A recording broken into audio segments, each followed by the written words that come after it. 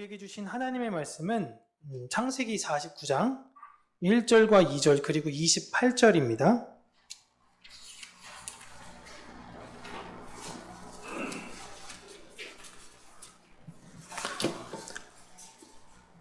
창세기 49장 1절, 2절 그리고 28절이에요. 우리 같이 함께 읽도록 하겠습니다. 야곱이 그 아들들을 불러 이르되 너희는 모이라. 너희가 후일에 당할 일을 내가 너희에게 이르리라. 너희는 모여 들으라. 야곱의 아들들아 너희 아버지 이스라엘에게 들을지어다. 28절입니다. 이들은 이스라엘의 12지파라. 이와 같이 그들의 아버지가 그들에게 말하고 그들에게 축복하였으니 곧 그들 각 사람의 분량대로 축복하였더라. 아멘. 저희가 신약 성경도 그렇긴 하겠지만 대부분 구약 성경을 읽다 보면요, 구약 성경의 인물들이 하나님께 어떤 기도를 하거나 어떤 말을 하게 될 때 그대로 이루어지는 것들을 보게 됩니다. 그러다 보니 우리가 기도를 하게 되면 우리의 기도의 내용에 따라 하나님께서 그 기도를 이루어 주실 수 있다라고 생각해요. 그러니까 우리가 기도하는 것을 하나님은 예측하지 못하시는 거죠. 이해되시죠? 내가 무언가를 기도할지 하나님은 모르는 것으로 우리가 오해할 수 있어요. 그래서 꼭 우리가 먼저 하나님께 기도를 해야 된다라고 생각을 합니다. 그런데 구약 성경의 인물들은 그가 바라고 소망한 것을 하나님께 구해서 그것이 이루어진 것이 아니라 하나님께서 그분의 뜻과 필요에 따라서 그곳에 그 인물들을 세우신 것이에요. 그러니까 그를 통해 하나님께서 하나님의 역사를 드러내시는 것으로 우리는 해석을 해야 합니다. 그런데 이게 시간 속에 우리가 살다 보니까 이걸 이해하며 받아들이는 것이 너무 어려워요. 그렇죠? 내가 앞으로 어떤 일이 일어날지 예측이 안 되니까 내가 기도하면 마치 그 기도가 하나님께서 이루어 주시는 것으로 우리는 생각할 수 있다라는 것입니다. 하나님은 이미 이루어질 것들을 작정하시고 우리에게 기도를 하시는 것이 맞냐? 아니면 내가 기도를 하니 하나님이 그 기도에 응답하시는 것이 맞냐라고 볼 때 우리는 우리가 생각하기 쉬운 게 내가 기도한 걸 하나님이 응답하셨다라고 생각하기 쉽죠. 인생은 내중심적이니까. 그러나 역사의 전체 관점으로 볼 때 하나님의 작정이 우리의 입술을 통해 기도로 드러나게 된다라는 것입니다. 이게 다니엘서 공부할 때 우리가 계속 이야기했던 부분이에요. 역사는 인간이 만들어간다라고 사람은 생각합니다. 그런데 인간의 역사가 인간에 의해서 만들어지는 것이고 계속 진화되는 것이라면 인간의 역사와 인간의 성품은 계속적으로 발전되어져야 된다라고 생각이 돼야 됩니다. 근데 그렇게 되는 것 같아 보여요. 기술의 발전은 이루어지는 것 같아 보이지만 여러분, 인간 자체를 놓고 보면요, 인간의 어떤 성품이나 우리 사회의 여러 가지 어떤 구조적인 상황에 있어서 더 나아졌다라고 여러분 생각이 드시나요? 때로는 좀 더 사람들의 마음이 강팍해지는 것이 아닐까라는 생각이 들죠. 옛날에는 어떤 법을 잘못했을 때, 야, 이 법을 잘못했으면 응당 이렇게 해야지 라고 사람들은 보편적으로 생각했습니다. 그런데 뉴스를 통해 수많은 우리가 언론을 접하다 보면은요, 분명히 이 사람은 참 크게 혼나야 되는 사람인데 혼이 나지 않네. 이런 잘못을 했는데도 이거밖에 안 되네. 내 애가 음주운전자한테 치여 죽었는데 내 자녀는 죽어서 끝났는데 음주운전한 사람은 형량이 고작 저거밖에 안 되네. 라는 이런 여러 가지 구조적인 문제를 우리들은 계속을 경험을 해요. 인간이 과연 인간의 역사를 통해서 긍정적인 것으로 계속 발전시켜 나아가느냐라고 보면 절대 그렇지 않습니다. 왜냐하면 항상 악인들은 존재하고 그 악인들이 권력을 잡고 악인들은 자신의 뜻대로 행하기를 원하기 때문에 그런 거예요. 그래서 역사는 반복됩니다. 하나님을 떠나 자신들이 바벨탑을 만들겠다는 인간의 역사는 절대 완전해질 수 없음을 역사가 계속 반복적으로 보여주고 있습니다. 그럼에도 불구하고 하나님의 사람들을 그 역사 속에 세우시며 그분의 뜻을 계속적으로 이루어가고 있다라는 것을 보여주는 것이 바로 성경이에요. 자, 세상은 이렇게 소망이 없다. 그런데 그 안에 하나님이 희망과 소망을 역사 속에 흩뿌렸다. 이들이 바로 하나님의 백성이다라는 것이고 그걸 기록해 놓은 것이 성경입니다. 그래서 우리는 성경을 읽을 때마다 하나님의 백성들은 공통적으로 이 안에서 나의 연약함을 발견하게 돼요. 그리고 하나님의 사랑을 깨달을 수 있습니다. 그래서 아무것도 아닌 것 같은데요. 집에서부터 잘 이해되지 않는데 창세기를 차근차근 읽거나 마태복음 차근차근 읽다 보면요. 내 안에서 말할 수 없는, 형언할 수 없는 그 기쁨이 밀려옵니다. 이거는 경험한 사람들만 알아요. 아무것도 아니거든요. 그냥 글자를 계속 읽었어요. 근데 하나님의 사랑이 나를 감싸고 나를 적시는 게 느껴져요. 오늘 야곱의 예언도 야곱이 먼저 예언한 내용을 마치 하나님께서 그 아들들, 그 자손들에게 충실히 이행해 주신 것이구나라고 우리는 해석을 하시면 안 됩니다. 하나님께서 이루시고자 하는 계획이 야곱의 입을 통해 약속되어지는 것이 오늘 본문의 내용이에요. 그렇게 오늘 야곱의 예언은 야곱이 자신의 12 아들에게만 하는 내용이 아니라 이스라엘 민족을 향해 그리고 영적 이스라엘인 교회를 향해 하나님께서 야곱의 입을 빌려 우리에게 하신 말씀이다 라고 우리는 생각해야 됩니다. 그렇게 우리는 이 아들들을 향한 야곱의 예언을 보면서요, 교회라는 공동체에 있는 다양한 사람들의 모습을 발견할 수 있고요, 내 안에 존재하는 또 여러 가지 다양한 모습들을 발견하기도 하는 거예요. 이해되시죠? 그러니까 다양한 아들들이 있듯이 교회에도 다양한 인물들이 있습니다. 또한 내 안에도 다양한 야곱의 아들들에 관한 예언이 있듯이 하나님을 향한 다양한 마음들이 있어요. 그걸 우리는 잘 발견해야 되는 것입니다. 오늘은 야곱의 12 아들에서 많이 긴 인물에 관하여는 좀 우리가 다음 주에 설명을 드리도록 할게요. 많이 긴 인물은 이제 유다와 요셉이죠. 그리고 오늘은 좀 조금 긴 인물, 내용이 조금 긴 인물과 짧은 인물에 관해서 오늘은 설명을 드리도록 하겠습니다. 그 12 아들을 보면요, 조금 긴 인물들은, 중간에 조금 긴 인물들은 부정적인 내용들을 언급하고 있지만 짧은 인물들, 짧게 내용이 나온 인물들은 그렇지 않습니다. 그렇게 놓고 볼 때 꼭 내용이, 분량이 중요한 것이 아니다라는 거죠. 오늘 28절을 우리가 봐서 이야기하지만 거기에 각 사람의 분량대로 축복했다라는 어떤 내용의 분량을 이야기하는 것이 아닙니다. 먼저 조금 긴 인물에 관련해서 먼저 설명을 드리면요, 르우벤에 대해서 언급을 하고 있습니다. 르우벤은 장자 자격이 공식적으로 박탈이 돼요. 공식적으로 박탈이 되는데 박탈의 사유가 나옵니다. 박탈의 사유가 빌하와의 동침을 문제로 삼아요. 막 처음에 칭찬하죠. 르우벤아, 넌 정말 탁월해. 넌 힘도 좋고 똑똑하고 참 괜찮아. 그런데 너는 장자가 될 수 없다라는 것입니다. 그 이유는 빌하와의 동침을 하였기 때문인데, 빌하는 라헬의 여종이었고 그가 빌하와 동침했던 것은 쉽게 얘기하면 그냥 어머니와 그냥 잠자리를 가졌다라는 거예요. 그러니까 이 빌하와 잠자리를 가졌던 시기가 라헬이 베냐민을 죽은 이후에 르우벤이 빌하와 동침을 한 것입니다. 지금 아버지가 가장 사랑했던 여자가 죽었어요. 그리고 자연스럽게 아버지는 그 사랑했던 여자가 낳은 아들에게 이제 집중할 수밖에 없습니다. 그게 누구죠? 요셉이에요. 요셉에게 집중할 수밖에 없어요. 그러니까 르우벤 입장에서는 이렇게 있다가는 요셉이 집안의 장자로 물려받을 수 있을 거다라는 두려움이 있었습니다.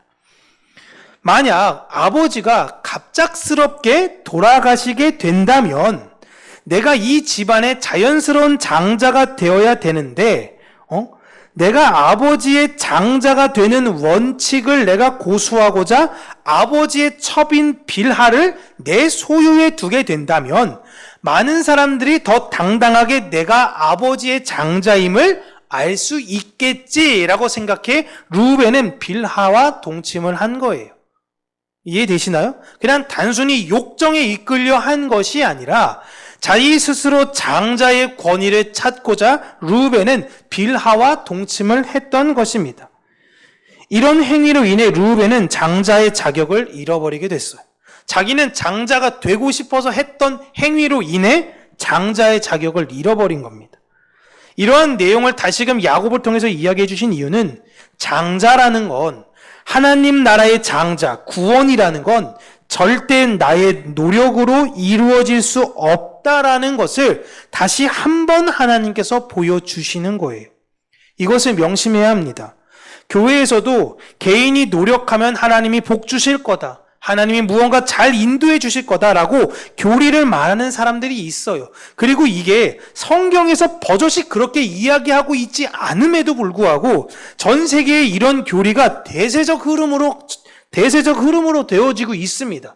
그러니까 마치 토속신앙처럼 내가 정한수 떠놓고 열심히 비나이다 하면 그 정성에 하나님께서, 하늘이 감동해서 나에게 복을 내려주고 내 기도를 응답하는 것처럼 우리 스스로도 무언가 열심히 해서 내 안의 소원과 내 안의 어떤 소망을 간구하게 되면 이룰 수 있다. 구원도 어떻게 하는 것이냐? 그렇게 열심히 노력하면 하나님이 나를 갸륵하게 여겨서 나를 구원해 주실 것이다 라고 생각을 하는데 구원은 그렇게 얻을 수 있는 것이 아닙니다.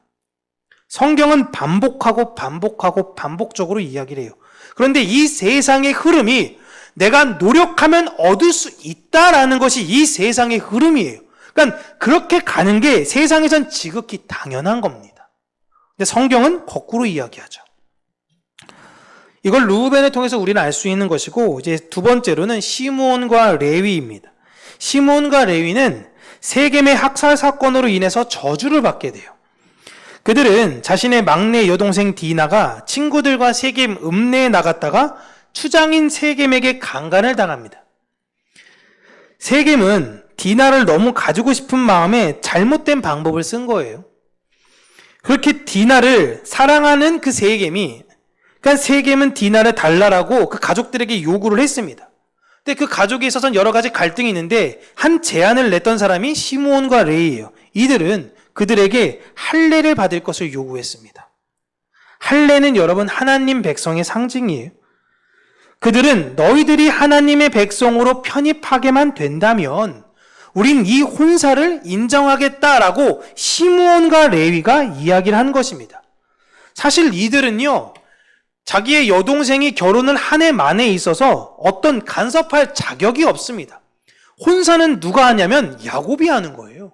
혹은 장자였던 르우벤이 하는 것이지 시므온과 레위는 이거에 나서 감나라 배나라 할 수가 있는 것이 아닙니다. 그런데 이들이 머리를 써서 할례를 제안했던 거죠. 그리고 이것이 너무 좋은 거예요. 아, 그러자, 그렇게 하자 라고 해서 그게 통한 것입니다. 그 제안을 받아들인 세겜성 사람들은 모두 기쁜 마음에 할례를 받았습니다. 그로 인해 세겜 지역 사람들은 하나님의 언약의 백성으로 편입이 됐어요. 할례를 받았으니까. 그 언약의 백성들을 시므온과 레위가 죽여버렸습니다. 하나님께서 그들을 징계하신 이유는요, 많은 사람을 죽였다라기보다 하나님의 백성이라는 약속의 상징인 할례를 너무 가볍게 여긴 모습 때문이었어요. 너희들이 진짜 하나님의 백성인 것과 하나님의 약속이 너무 우습구나 라고 하나님께서 그들을 지금 징계하시는 거예요.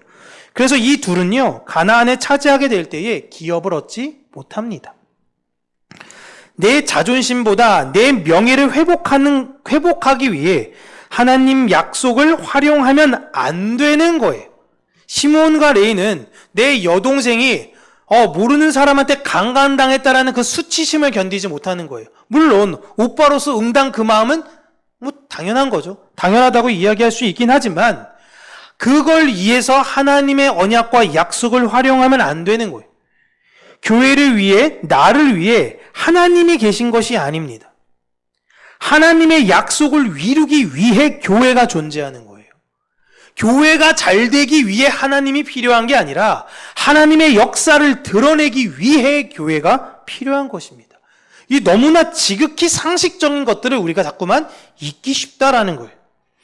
그리고 또한 조금 길게 이야기한 단지파의 예언을 보면요. 단지파는 이렇게 이야기합니다. 이스라엘의 한 지파처럼 되고 그의 백성을 심판한다 라고 이야기를 합니다. 그리고 그는 길 옆에 있는 독사로서 말을 물어 그 탄 사람을 떨어뜨리는 존재가 될 것이다. 그러니까 누군가를 계속 시험하고 평가하고 판단하는 역할을 하게 될 것이다 라는 거예요. 단지파의 역할은 무엇이냐면 이스라엘의 정식 지파가 아니라 한 지파 같이. 너희들은 정식이 아니야. 너희들은 그런데 마치 한 지파와 같을 거야 라는 이야기를 해요. 그러니까 지파 안에서 지파 사람들을 판단하는 역할을 누가 하냐? 단이 할 것이다 라는 겁니다. 이게 무슨 말인가? 하나님 백성이 아닌데요. 하나님 백성 안에 들어와서 하나님 백성처럼 보여 하나님 백성들을 판단하는 역할을 하는 존재들이 있을 거다라는 거예요. 그래서 여러분 요한계시록에 보시면요. 천국에 들어가는 12지파 12,000 이게 인원을 계수할 때에 단지파가 생략됩니다. 없어요. 이러한 역할로 예수님께서는 이 세상에 이러한 존재들이 교회 안에 있을 것이다 라는 걸 상징적으로 예수님의 12제자 중에 한 사람을 이런 단지파처럼 세우셨습니다. 그게 누구죠? 가룟 유다예요. 유다는 진짜 예수님의 제자가 아니었던 겁니다. 제자와 같은 사람이라는 거죠. 당연히 여러분 지금 교회 안에 이런 유다와 단이 있어요. 이들은 하나님 백성 같아 보이면서 하나님 백성인 것처럼 흉내내는데 하나님 백성이 아닌 사람들이에요. 이들이 무슨 역할을 한다 그랬죠? 길섭의 뱀이요 샛길의 독사로다. 믿음의 길을 걸어가는 사람들이 있어서 그들은 물고 그 위에서 그들을 끌어내리는 역할을 하는 사람들이 이 사람이다 라고 이야기를 하고 있는 것입니다. 하나님의 뜻대로 살지 못하는 나를 심판하고 판단하며 정죄하는 것이 이들의 역할이에요. 이런 단의 역할은 공동체 안에도 있지만 사실 우리 내면 안에도 있습니다. 우리 내면 안에도 이 단지파가 있어서요. 내가 때로는 그리스도인답게 살지 못할 때마다 끊임없이 정죄하고 무너뜨리려고 해요. 야, 너 하나님 믿는 사람이 어떻게 그렇게 할 수가 있어? 너 하나님 믿는 사람이 신앙생활 그렇게 하면 돼? 라면서 우리를 끊임없이 무너뜨리려고 해요. 그래서 단 이야기에 대해서 마치면서 여러분 18절 보시면 뭐라고 이야기합니까? 같이 읽을게요. 시작. 여호와여 나는 주의 구원을 기다리나이다 라고 외칩니다. 이것은 지금 야곱이 죽기 직전에 나 이제 유언할 때 너무 힘들구나. 마지막 하나님 나에게 힘 주세요 라고 요구하는 것이 아니라 내 안에 어떤 길을 가야 할지 그 단과 같은 마음이 나를 공격하며 무너뜨리려 할 때에 때론 공동체에서 그 공동체에 어떤 단과 같은 인물이 있어서 공동체를 무너뜨리려 할 때에 주의 도우심을 간구해야 된다라는 것을 지금 야곱이 언급하고 있는 거예요. 이렇게 4명의 아들들을 통해 야곱은 우리가 어떤 유혹이 우리를 넘어뜨리려고 하는지를 이야기하고 있습니다. 너 스스로 장자 되려고 하지 마. 하나님의 약속 우습게 여기지 마. 그리고 니네 안에 이런 단과 같이 하나님을 떠나려는 마음이 있을 때에 구원은 오직 하나님께 있음을 인정하며 나아가야 돼 라고 이야기하고 있는 것이에요. 그리고 짧게 이야기하는 아들에 대해서 이야기하면요. 먼저 스불론에 대해서 이야기를 합니다. 네, 짧으니까 이제 패키지를 묶어서 이렇게 제가 했는데요. 별로 내용이 없어요. 해변에 거주하고 뱀에는 해변이라 그 경계는 시돈이다. 끝. 아버지 이게 뭐예요? 다른 형님들처럼 좀 얘기 좀 길게 해주시지. 야, 너 해변에 살 거야. 땡. 마치 이런 것 같잖아요. 그런데 여러분, 스불론이 있는 어떤 그 경계를 보시면요. 지도를 보여주시면 이렇습니다. 스불론은 분명히 지금 야곱이 뭐라고 이야기했냐면 해변에 살 거다라고 이야기했는데 스불론이 여기 있어요. 여기가 지금 지중해고요. 여기가 갈릴리 호수입니다. 지금 내륙에 있어요. 내륙에. 어디에도 해변과는 연결되어지지 않습니다. 지금 이쪽으로는 아셀 지파가 오히려 되어져 있고 이쪽 지역은 납달리 지파가 되어져 있어요.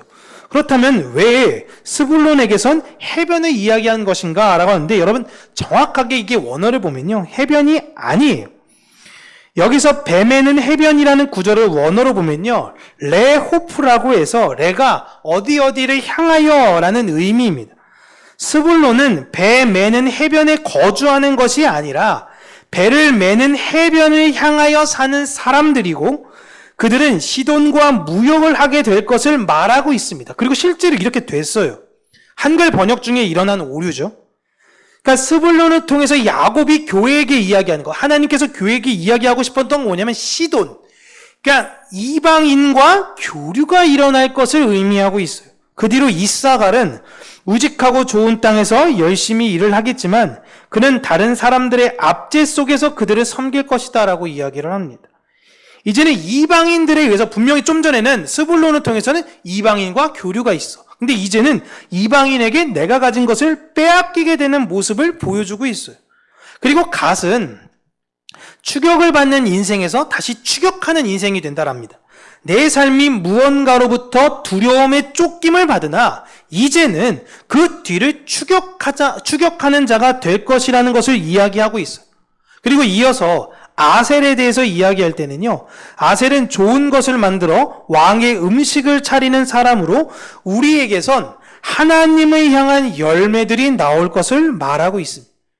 그리고 납달리는 암사슴처럼 아름다운 소리를 말한다. 하나님의 백성들은 어떤다? 복된 소식을 이 세상에 전하게 된다.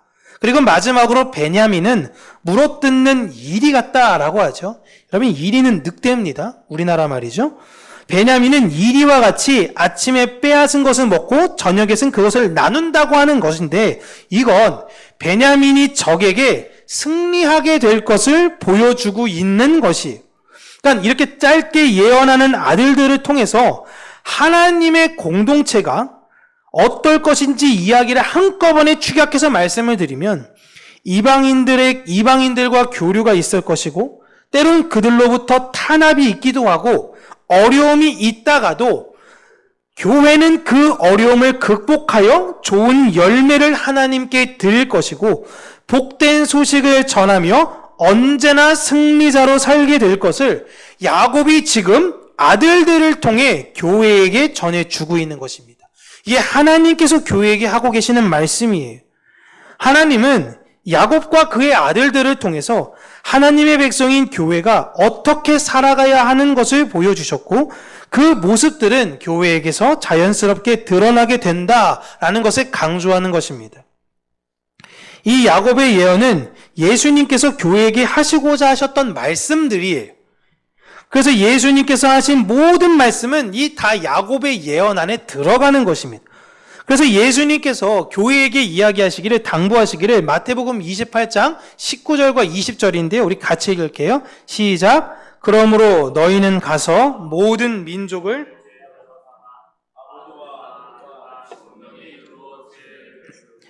내가 너희에게 분부한 모든 것을 가르쳐 지키게 하라.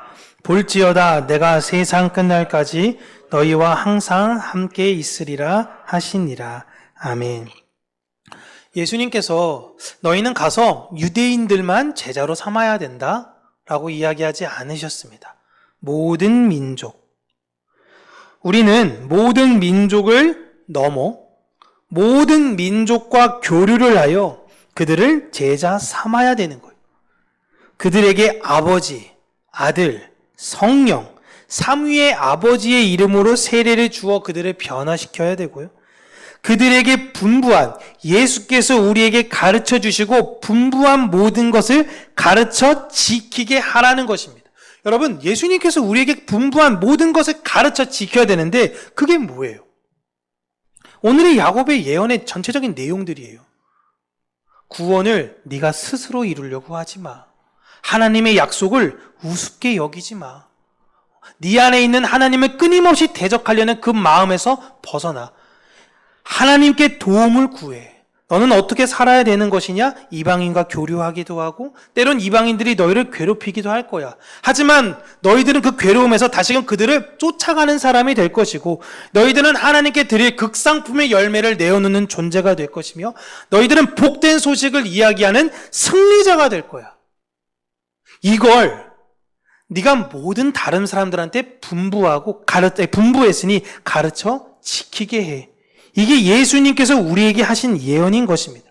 그로 인해 교회는 이 일을 하면서 사는 것이 교회의 역할인 것이에요. 교회는 이 예언을 지키며 전하며 살아가는 사람들입니다. 그래서 우리가 하나님 나라의 아들들이에요. 야곱은 자신의 마지막 숨을 거두기 전에 하나님께서 보여주시고 들려주신 내용을 자신의 아들들에게 전하고 있으며 이스라엘이라는 민족, 영적 이스라엘인 교회가 어떻게 될 것인가를 지금 이야기하고 있는 것입니다. 먼 미래를 보고 사실 야곱이 이야기한다라기보다 하나님께서 그때그때 나에게 주시는 그 말씀을 그들에게 전하는 거예요. 이루시는 분은 이미 이루셨던 분은 하나님이시기 때문에 그런 거죠. 여러분, 야곱의 예언은요, 야곱이 자신이 갖고 있었던 희망을 그 아들들에게 이야기했던 것이 절대 아닙니다. 교회가 하는 예언은, 교회가 전해야 되는 말씀은 내가 희망하는 걸 이야기하는 것이 아니어야 돼요. 교회의 소망을 우리가 갖고 있던 어떤 주제, 그걸 누군가에게 전달하며 그것으로 이루어내는 것이 아닙니다. 우리는 예수 그리스도의 가르침을 받아 그 뜻을 다음 세대에게 전하는 사람들이에요. 사실 다음 세대뿐만이 아니라 우리가 만나는 모든 사람들한테 전해야 되는 것이죠. 우리는 이 시대에 천국이라는 곳이 있고 그 천국은 어떤 모습이며 그 천국을 사모하는 자들은 어떻게 사는지를 보여주는 예언자들입니다. 그래서 이 예언자들은요, 담대해요. 왜? 믿으니까요. 미래에 천국이 있음을 믿기 때문에 오늘에 사는 내 삶이 두렵지 않아요. 그냥 눈을 감고 눈을 뜨는 것, 내가 오늘 피곤하니 자고 피곤해서 깨서 눈을 뜨는 그 행위나 죽음으로 인해 내 삶이 마치고 천국에서 내 삶이 시작하는 것이나 별반 차이가 없다라는 것을 믿으며 살아가는 예언자들입니다. 그래서 우리를 선지자라고 부르는 거예요. 교회의 역할이 이거라고 말씀드렸죠. 우리는 그리스도의 역할을 하면서 사는 사람들입니다. 우리는 우리 주변 사람들과 교류하면서요, 때로는 그들에게 부당한 일을 당하기도 할 것입니다. 그들로 인해서 어려움을 겪기도 해요. 왜냐하면 이 세상은요, 기본적으로 본인의 소망과 욕망에 따라서 살아가거든요. 내 욕망과 내 이익에 따라서 판단하기 때문에 하나님 나라와 그의 영광이 내 가치의 판단인 사람들은요, 내 것을 빼앗길 수밖에 없어요. 그로 인해 어려움을 겪을 수밖에 없습니다. 그러나 결국 그 어려움을 극복합니다.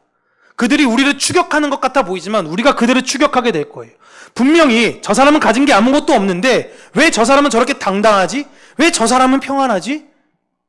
그들은 오히려 우리에게 추격당하는 사람들 같은 느낌을 가질 거예요.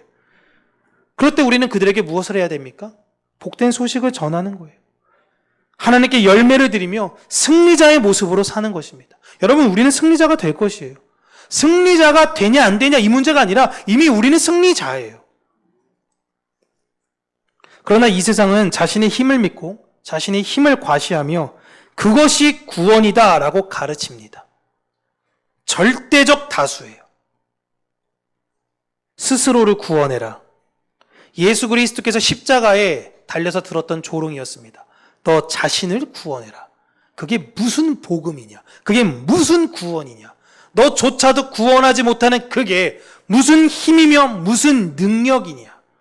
이 세상은요, 하나님의 말씀을 온전히 신뢰하는, 하나님의 약속은 진짜라는 것을 믿는 이들을 조롱하며 무시할 것입니다.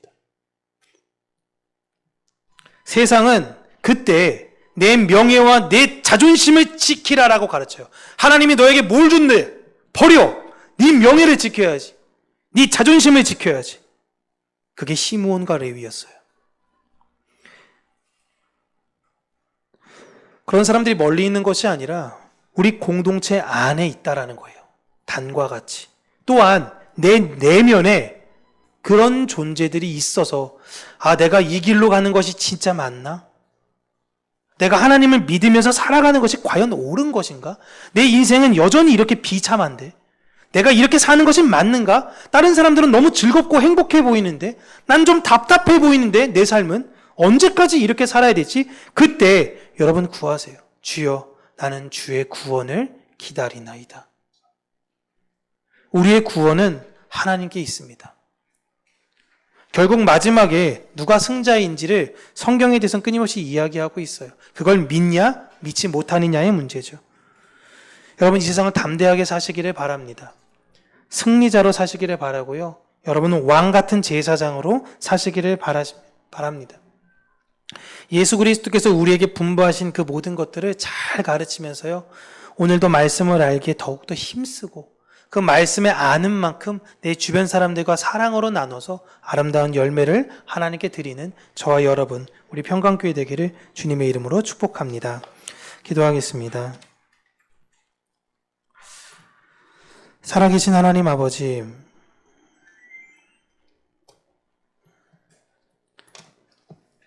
다람쥐 쳇바퀴 돌아가는 이런 인생 속에 사람들은 어떻게 해야지 더 즐겁고 기쁘고 행복하게 살 것인가, 더욱더 많은 쾌락을 쫓고 더욱더 큰 성공을 바라고 어디로 가야 할지 모르는 이 상황 가운데서 저마다 열심히 뛰고 있는 이곳, 이 대한민국 가운데 하나님 어디로 뛰어야 되는 것인지 분명히 알고 그 길로 다름질하며 믿음의 경주를 하는 우리 평강교회 모든 성도님들이 되기를 간절히 원합니다. 하나님, 그 길이 어떤 길인지 우리는 절대 알 수가 없으니 성령 하나님, 우리 마음에 오셔서 그 길을 비춰주시기를 간절히 원합니다. 우리의 힘으로 자꾸만 무언가를 하려고 하고 내 뜻대로 되지 않았을 때에 내 자존심과 내 명예를 회복하고자 자꾸만 노력하고 애쓰려고 하는 이 내 안에 연약한 단과 같은 그런 마음, 하나님, 내 마음을 하나님 긍휼히 여겨주시기를 간절히 원하고, 하나님, 우리 공동체가 한 사람도 낙오되는 것이 아니라 모두가 함께 믿음 안에서 십자가 붙들고 그 마지막 경주까지 최선을 다하는 자들이 되어지기를 간절히 간구하고 소원하오니, 살아계신 하나님 아버지, 야곱이 아들들에게 했던 그 예언, 그 말씀 우리가 다시금 잊지 않고 이 시대를 살아갈 때에 하나님, 이 세상의 것으로 두려워하는 것이 아니라 우리가 하나님을 두려워하는 자로서 이 세상을 당당하게 담대하게 살아가는 자들이 될 수 있도록 하나님 힘 주시고 은혜 주시고 능력 주시기를 간절히 간구하고 소원합니다. 구하는 모든 심령들에게 하나님 그 마음을 허락하여 주시고 흔들리지 않는 견고한 믿음을 하나님께서 붙들어 주시옵소서. 예수님 이름으로 기도합니다. 아멘.